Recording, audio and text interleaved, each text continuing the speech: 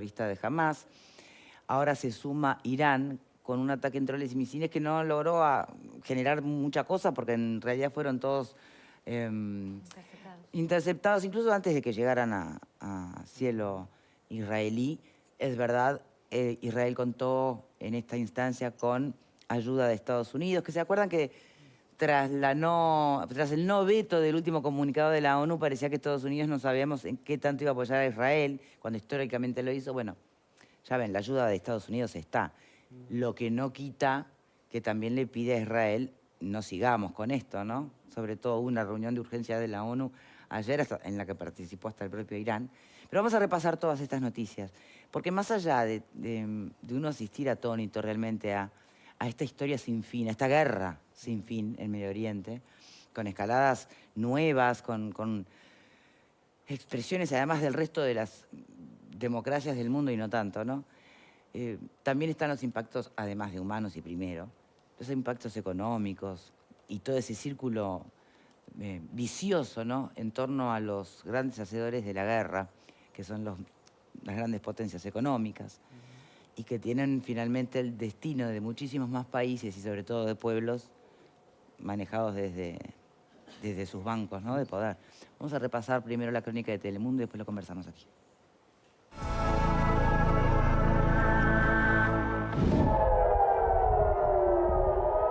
No fue la primera vez que sonaron las sirenas de alarma en Jerusalén. Sin embargo, jamás habían sonado por un ataque directo de la República Islámica de Irán contra territorio israelí, como en la madrugada de este domingo. Más de 200 drones hicieron que las sirenas también se activaran al sur, en Negev, donde según Irán fue golpeada una base aérea. Acompañaron esa ofensiva cohetes del movimiento libanés Hezbollah y drones de los rebeldes hutíes de Yemen, aliados de Irán. En Teherán hubo festejos por el ataque que, según la Guardia Revolucionaria, el ejército ideológico iraní, fue en represalia por el bombardeo israelí al consulado de Damasco el pasado 1 de abril, en el que murieron 2 generales y 5 guardias. En Israel, Benjamín Netanyahu reunió a su gabinete de guerra y ahora evalúa la respuesta. Aseguran que frustraron el ataque iraní, interceptando el 99% de los más de 300 drones y misiles lanzados. Solo unos pocos llegaron a destino y una niña de 9 años está herida. En las últimas horas, Irán exhortó a sus enemigos a no reaccionar militarmente. Cualquier acción imprudente de Israel y sus aliados conducirá a una respuesta más fuerte, advirtió el presidente Ebrahim Raisi.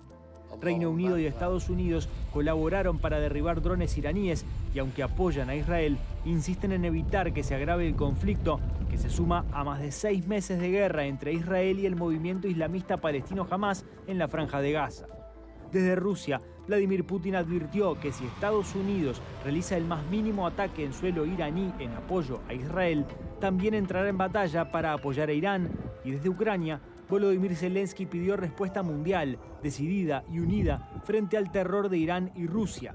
En este contexto, Naciones Unidas condenó el ataque de Irán y llama a todas las partes a evitar una devastadora conflagración regional.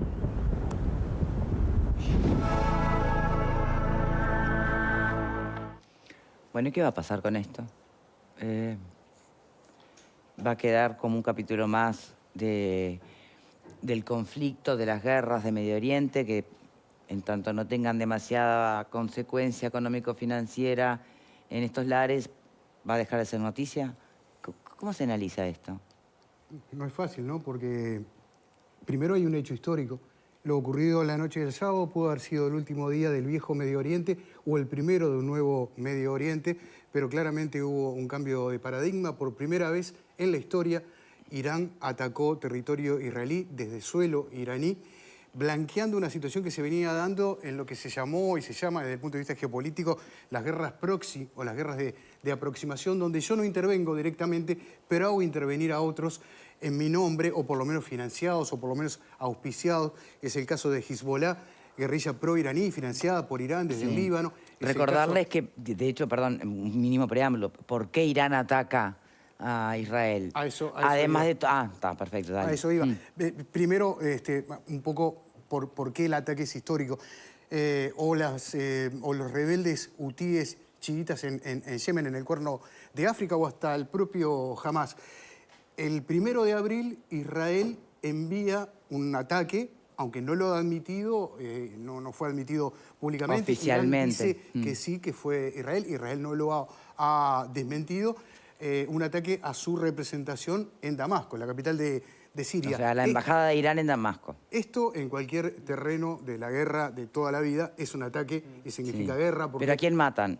A un líder de Hezbollah. Claro, porque por eso digo que la historia ha sido así. Israel ha tenido ataques selectivos a determinadas personas, a determinados lugares, a determinadas bases. Irán no ha actuado directamente, ha hecho actuar a otras, por ejemplo, la milicia Hezbollah u otros enviados. Por eso es lo histórico de este caso, porque es como descubrirse y blanquear una situación que se venía dando por la vía de los hechos, pero que en las últimas horas se concretó. Ahora bien, después del ataque, inmediatamente Irán argumenta, bajo el artículo 51 de la Carta de Naciones Unidas, que respondió a un ataque contra su soberanía y que esto termina acá. ¿Y qué termina acá? Exacto. Israel, por su parte, dice, no, esto no termina acá, yo voy a responder. Y ahí es donde se empieza a entretejer esto que hasta el día de hoy no está del todo claro, porque seguramente ha sido diplomacia del más alto nivel, entre un Estados Unidos con un presidente que está muy cerca de una elección que podría cambiar de tono político en caso de que Trump gane la misma. Aparentemente lo que se señalaba en las últimas horas, sobre todo por la prensa europea, es que Biden le había dicho a Netanyahu que no correspondía una respuesta que se diera por victorioso por el hecho de no haber tenido ninguna baja y porque la cúpula de hierro funcionó en forma absolutamente eficaz. Y porque es cierto, funcionó. Lo cual es cierto, bajó el 99,5% de los drones y misiles enviados por Irán, y que esto iba a impedir el hecho de no responder una escalada. Israel aparentemente toma en cuenta lo de Estados Unidos, pero dice, nosotros vamos a decidir en qué momento y cuándo y bajo qué condiciones nos vamos a vengar de esta situación. Claro, porque no que Israel además viene siendo golpeada duramente por muchos países del mundo, incluido el propio Estados Unidos, que aunque lo apoya en el momento de las dificultades, ya le venía señalando con el tema de Gaza de que había que parar necesariamente con toda esa violencia, ¿no? Entonces, hay una particularidad también, y que es otro hecho histórico, y es que Arabia Saudita y Jordania están ayudando a Israel. Impidieron la caída de misiles y de drones sobre el espacio aéreo israelí. Lo señalaron en el día de hoy. Ese también es un hecho histórico. Son países árabes. Recordemos que Irán no es un país árabe, es un país musulmán, pero no es árabe. Es chiita y dentro de los musulmanes es minoría de la mayoría sunita. Ya se le tenía prometida además con ese acercamiento entre Israel y Arabia Saudita. Sí, sí. El propio Irán. Que lo habíamos estado hablando del 7 de octubre. Exacto. Se mencionó que era por el acercamiento que estaba teniendo Israel con otros países de la zona. Pero en los hechos está bastante aislado entonces Irán. En los hechos estaría bastante aislado. ¿A quién tendría de aliado? Rusia. China no ha jugado Corea. En todo esto. Rusia está más expectante por el frente que tiene abierto con Ucrania y donde le conviene que en todo caso la atención esté dirigida hacia otro lado. Y no quería dejar pasar, y ya termino con esto, algo que mencionaste me parece relevante, y es la carrera armamentista que en el mundo se está dando hoy día. Absolutamente. Ayer, el sábado, madrugada del domingo, se gastaron 1.500 millones de dólares, 1.000 para la defensa de Israel, 500 para el ataque de Irán, en algo que se podría utilizar para la paz. Después hablan del hambre en el mundo, ¿no? Y después hablamos del hambre en el mundo. Claro, es una situación verdaderamente compleja, donde todo Asia se está rearmando, donde Estados Unidos está en un rearme también, ¿Quién tiene el mayor poder armamentista del mundo? ¿Lo saben? Mirá, la bomba nuclear, ¿quién la tiene? Bueno, en la relación, por ejemplo, Irán-Israel, es muy superior el poderío iraní. Lo que pasa es que no cuenta con un respaldo como el de Estados Unidos, Gran Bretaña y Francia. Pero solo el mano a mano, digamos, es muy importante. Pero quien amenaza siempre con la bomba nuclear. Claro, ahí hay un tema del armamento nuclear, porque Irán no permite revisiones. Se supone que Israel también tiene ojivas nucleares. Por tanto, ahí hay una situación de equilibrio muy complejo. Y si somos todavía más realistas, además, el tema del petróleo, ¿no? Bueno. Y la eventual suba del petróleo y cómo eso afectaría, y por eso también toman decisiones otras democracias, otros países. Los mercados reaccionaron llamativamente con mucha calma. Con mucha tranquilidad. En el día de hoy, pero hay una proyección realizada por una consultora francesa que coloca el precio del barril en los $140. lo cual es un incremento de por lo menos un 40%. Pero esa proyección la hace en base a que si esto queda quieto, no. No. Si esto avanza. A una escalada, claro, digamos, obvio, de la situación. sí. ¿No? Hoy aprendí algo nuevo. Hoy hablaban el economista en el programa de radio que digamos, la moneda más vulnerable y que primero reacciona ante cualquier situación, como por ejemplo un conflicto bélico, es el Bitcoin, que es lo que más varió.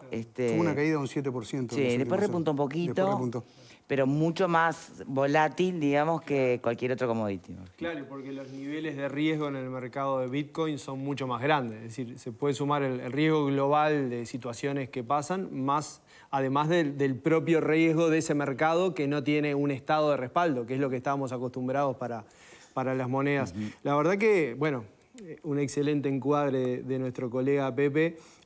Lo que agrego es, creo, la sensación que todos sentimos y creo que a lo largo y ancho del mundo se hizo sentir, de que la escalada de violencia y de enfrentamiento bélico podía irse realmente de las manos y pasar de ser un enfrentamiento, un conflicto de características regionales, muy grave, pero regionales, a involucrar a las grandes potencias mundiales. Yo creo que fue interesante y fue positivo el contacto de Biden y Netanyahu, en donde Biden dijo, bueno, por favor no respondamos, Estados Unidos apoya a Israel, pero no respondamos porque una escalada de violencia podría realmente irse de las manos. Naciones Unidas jugó un papel.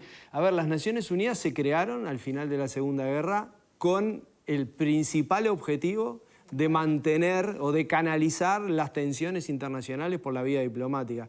En los últimos años yo creo que la sensación es que el multilateralismo está en crisis, que cuesta mucho, que funcione de manera adecuada, pero bueno, este fin de semana al menos parece que las cosas se alinearon. Hay que ver qué sucede. Mirando en retrospectiva, a mediados del siglo XX, tanto en Israel como en Irán y otros países musulmanes, los gobiernos no estaban tan radicalizados como están ahora. Es decir, que los gobernantes de cualquiera de los dos países tienen aproximaciones al conflicto mucho más radicales y de respuestas más violentas que los que tenían hace un tiempo. Digamos, recordemos, ¿no? Otras épocas en donde de manera muy limitada, pero existía diálogo entre Israel y Palestina. Y bueno, Irán fue el segundo estado musulmán en reconocer la creación de Israel en el 48. No sé, creo que es un momento en donde los problemas no son ni Palestina, o sea, los palestinos, ni Irán, los iraníes, son los grupos terroristas, de nuevo, Hamas, Hezbollah, las islamistas, ¿no? O sea, por lo menos... Bueno, pero esas milicias, algunas habrán sido elegidas por el pueblo, eso me quiere decir. No, lo que te quiero decir es que muchas veces son expresiones de poderes políticos que actúan a través de esas milicias. O sea, no están sueltas, sino que, como bien decía Pepe, el Estado de Irán ha actuado a través de esas milicias, ¿no?